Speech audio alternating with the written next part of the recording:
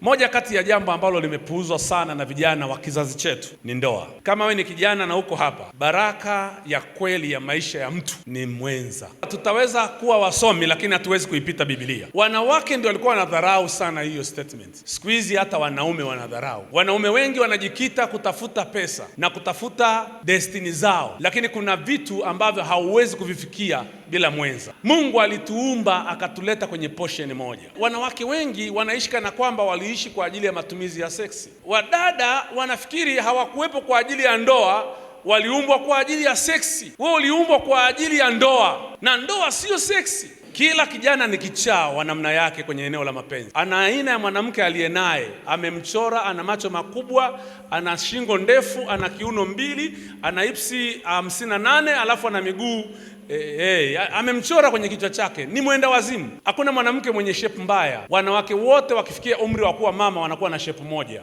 Walikuwa na kiuno nyonga, watakuwa na kitambi tu. Na umri wa kuishi na huyo mwanamke akiwa na kitambi ni mwingi kuliko ule wa kuishi akiwa na kiuno mbili. Kwa hiyo ukimchora kwenye kichwa chako na ukaishi naye, ujue tu kuna siku atanenepa. Mke, mume, mwenza ndiyo baraka ya kweli ya maisha.